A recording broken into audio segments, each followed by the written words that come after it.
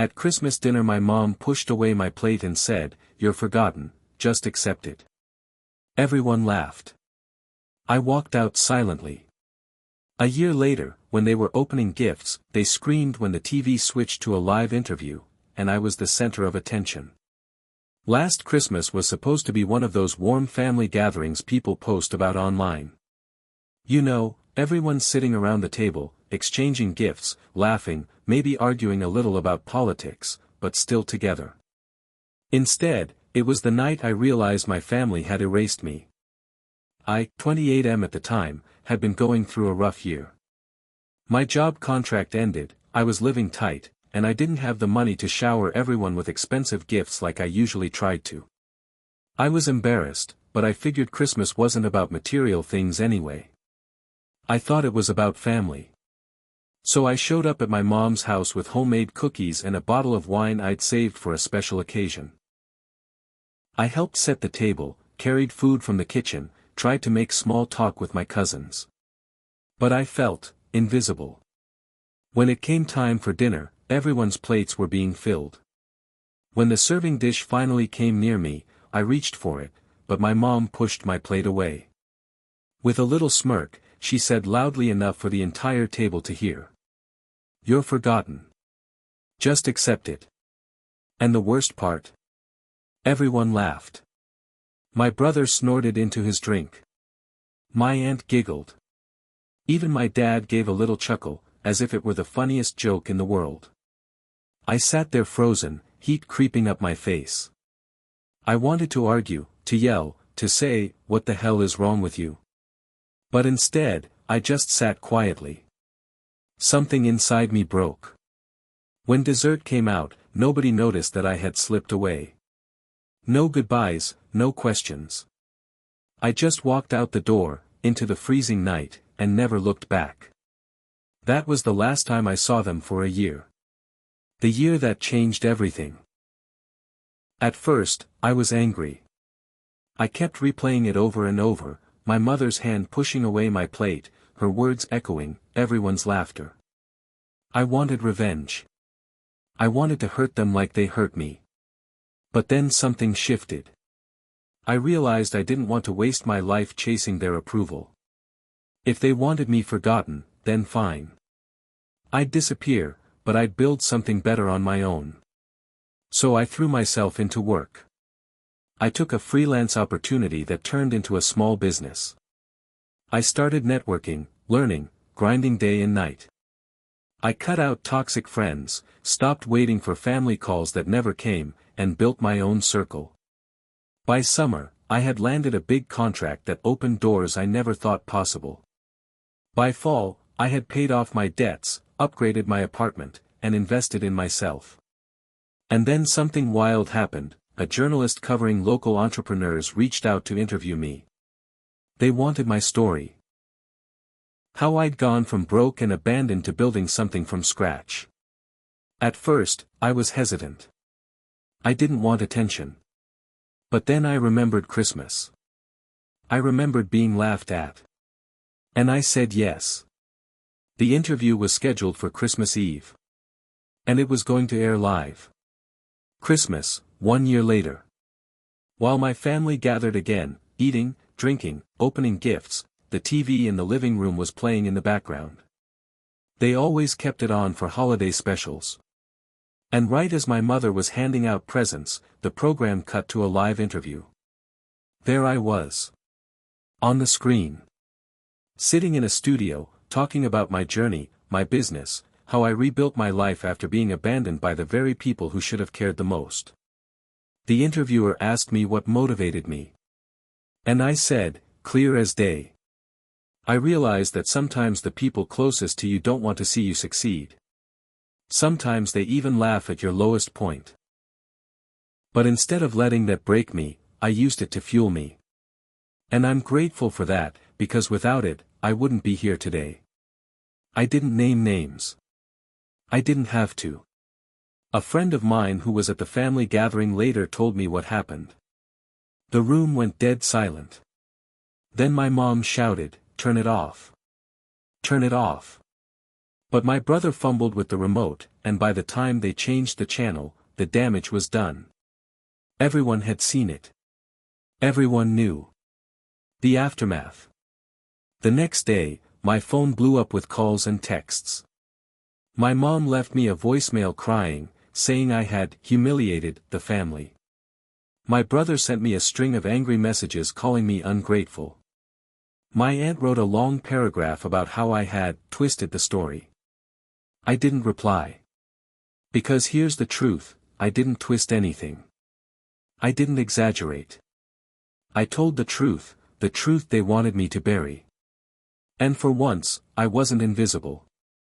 I wasn't forgotten. This Christmas, I'll be spending the holiday with friends who feel more like family than my blood ever did. People who don't push away my plate, who don't laugh at me when I'm down, who actually want me at the table. And that's the real gift. The morning after that Christmas interview, I woke up to dozens of missed calls. Some from family, some from unknown numbers, and even a few from people I hadn't spoken to in years. My story was spreading faster than I ever imagined. My mom had left me 3 voicemails. The first was tearful, saying, "How could you do this to your own mother? You've shamed me in front of everyone." The second was angry, "You twisted everything. We never treated you like that." And the third was quiet, almost whispering, "Please call me back." I didn't. My brother's texts were even worse. Paragraphs of insults, accusations, threats. He claimed I had exaggerated the dinner, that nobody really laughed, which was a lie. I still remember the sound of their laughter burning in my ears.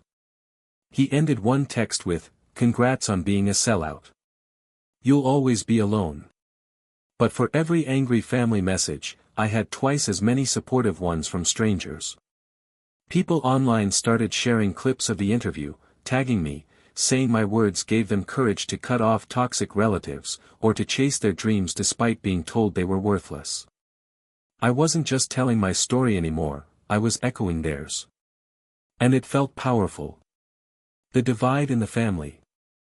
Word spread through my extended family fast. Some relatives I barely knew reached out to say they were proud of me. A cousin I hadn't talked to in years messaged me privately. "I always saw how they treated you. Nobody wanted to admit it, but you were always the scapegoat. I'm glad you finally said something." Of course, others weren't so supportive. My aunt wrote a long Facebook post about children dishonoring their parents and how airing family business in public is shameful. A few relatives liked it, but I noticed most stayed silent. It was clear, the family was split down the middle. My mother shows up. About a week later, there was a knock on my apartment door. When I opened it, my mom was standing there, clutching a grocery bag of cookies she had baked. She looked smaller somehow, like the weight of the interview had crushed her pride. "I came to talk," she said. We sat awkwardly in my kitchen. She started with excuses, how it was just a joke, how everyone misunderstood her tone, how I had taken it too seriously. She even cried at one point, saying she missed me. I listened, but I didn't feel moved. Not this time. When she finished, I asked her one question. "If I had never done that interview, would you have ever apologized?" She didn't answer. She just sat there, staring at the floor. That silence told me everything I needed to know. My life moves forward. Since then, I've kept my distance. My business has continued to grow, I've been invited to speak at events, and I've built a circle of friends who support me in ways my family never did. My mom still tries occasionally, small texts like, "thinking of you," or sending me holiday photos, but I've learned to protect my peace. My brother doesn't talk to me at all anymore, which honestly is a relief. I don't hate them. I don't wish them pain. But I finally accepted something that Christmas taught me. Sometimes the family you're born into refuses to see your worth, until the world does.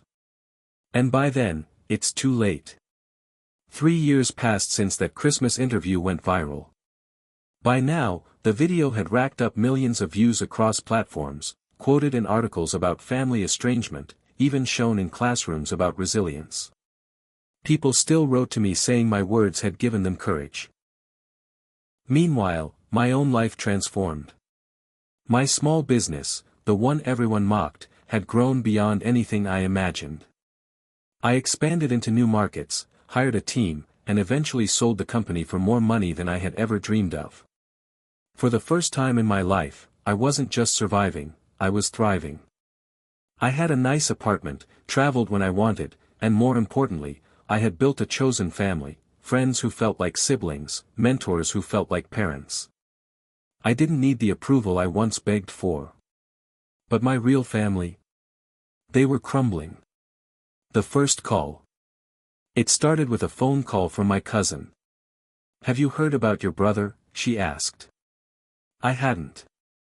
Apparently, the perfect son, the golden child, had been arrested for drunk driving. His marriage was falling apart, his career was stalling, and his once spotless image in the family was shattered. I almost laughed at the irony. The same brother who had called me a failure now couldn't even keep his own life together. A week later, my mother called me. I let it go to voicemail. Her voice cracked as she said, "I know we've made mistakes. But your brother needs help. We all do. You're the only one doing well right now. Please, call me back." For years, they had told me I was worthless. Now suddenly, I was the one with value. The family gathering. Against my better judgment, I agreed to meet them. It was the first time I had sat across from them in almost 4 years. My mom looked older, my brother broken, and even my aunts, those who once mocked me, now watched me with a strange mixture of shame and hope. They wanted me to help pay my brother's legal fees. They wanted me to invest in my cousin's failing business. They wanted me to bring the family back together. And for a moment, the old me, the desperate kid who just wanted love, almost considered it. But then I remembered that Christmas dinner. The laughter. The insults. The way they looked at me like I was less than them. So I said calmly, "You only see my worth now that I can do something for you. Where was this love when I needed it?" The silence was deafening. I stood up, pushed in my chair, and said the words that had lived in my chest for years. "I don't owe you anything. Not my money. Not my time. Not my forgiveness." And I walked out. Building forward. That night, I felt lighter than I ever had. It wasn't anger that drove me anymore. It wasn't revenge. It was freedom. For once, my story wasn't about proving them wrong. It was about living fully, without their approval hanging over me. The world saw me. I saw me. And that was enough. Months went by after that family meeting.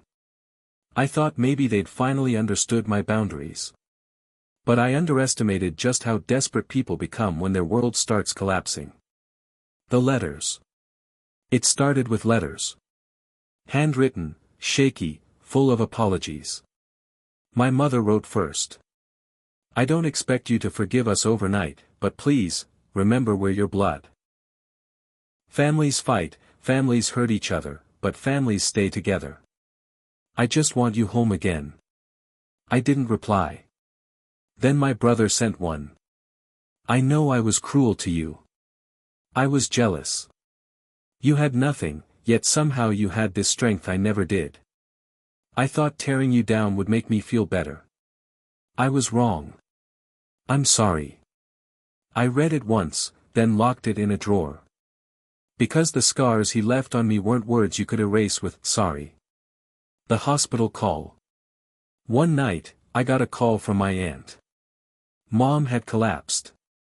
Years of stress and bitterness had worn her down, and now she was lying in a hospital bed, asking for me. I sat in my car outside the hospital for nearly an hour. Every instinct told me not to go in. But some small piece of me, maybe the child who still wanted her love, finally walked through those doors. She looked fragile, tubes running from her arms. Her eyes welled up when she saw me. I just wanted to say, "I'm proud of you." I never said it enough. Maybe never at all. But I am. For a moment, I froze. This was the validation I had craved my whole life.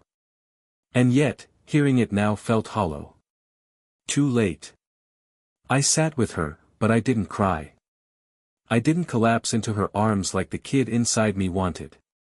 I just nodded and whispered, "I wish you had said that when it mattered." The funeral. She passed away a month later.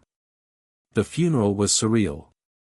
Relatives I hadn't seen in years came up to me like I was some kind of savior, the successful one, the son who made it. I felt nothing. No grief. No rage. Just a strange, cold distance. I realized then, the family I was mourning wasn't the one buried in the ground, it was the one I had always wished existed but never did. My brother's collapse. After the funeral, my brother tried to reconnect. He wanted dinners, phone calls, some kind of bond. But every time I looked at him, I saw the smirking teenager who mocked me in front of everyone. I saw the man who had watched me suffer and never once reached out his hand. So I told him the truth. I don't hate you anymore. But I also don't love you. I don't feel anything. And that's the saddest part. He cried. I didn't. The new family. Years later, I married. At the wedding, not a single blood relative sat in the front row. Instead, my closest friends, my chosen family, filled the room with laughter, love, and warmth, the things I had begged for my whole childhood. And as I looked around that room, I finally understood something. Family isn't blood. Family is who shows up. Family is who loves you when you have nothing to offer. The people who once mocked me. They were chapters in my story, but not the ending. The ending was me, free, loved, and finally, whole. It's been many years since everything happened. The farmhouse keys, the hospital bed, the funeral, sometimes they feel like another lifetime. And maybe, in a way, they are. Because I am not that kid anymore. The kid who begged for scraps of approval. The kid who thought blood meant loyalty. The kid who believed family always came first. No. That kid died the moment I realized my survival depended on letting go. The lesson. People love to romanticize family. Blood is thicker than water. Family will always be there. But here's the truth, blood means nothing without respect. And love means nothing without action. The harshest lesson I learned is this. Sometimes the people you are born to are the ones who hurt you most. And sometimes the people you meet along the way, the friends who never left, the partner who stood beside you, the community that cheered for you, become your true family. The house. I still own that farmhouse. But I don't live there. I turned it into a retreat center, a place for people who grew up like me, kids who never had a safe home. Now it's filled with laughter, healing, and hope. Exactly the opposite of what it once was. When I walk those halls, I sometimes hear echoes of the past. But instead of bitterness, I feel pride. Because I reclaimed it. I turned pain into purpose. To whoever reads this. If you've ever been betrayed by your own blood, know this. You are not broken. You are not unlovable. And you are not alone. You do not have to keep drinking poison just because it's handed to you by someone who shares your last name. You get to choose. You get to walk away. You get to build something better. And when you do, you'll realize, like I finally did. That family isn't who you're born to. Family is who shows up. And those people. They're worth everything. A few years after my wedding, my brother reached out again. This time it wasn't angry texts or desperate messages. It was quiet, almost pleading. I've lost everything. I made so many mistakes. I know I treated you horribly, and I can't undo the past. But, can we try? Can I come back into your life? I read it in silence. My first instinct was to reply impulsively, to let old ties drag me back into their chaos. But then I remembered every Christmas, every insult, every moment I had felt invisible, worthless, and laughed at. I remembered the interview, the years of rebuilding, the people who had truly been there for me. I realized something important: forgiveness doesn't always mean reconciliation. You can forgive someone and still keep them out of your life. So I wrote back carefully. I forgive you for what you did. But I cannot invite you back into my life. I have built my world with people who show up, who care, who respect me. That is my family now. He didn't respond. I didn't expect him to. Closure. After that, I felt lighter than ever. The weight of anger, resentment, and old expectations finally lifted. I knew I had made the healthiest choice possible, for myself, and for the life I had fought so hard to create. Sometimes I wonder how my old family is doing.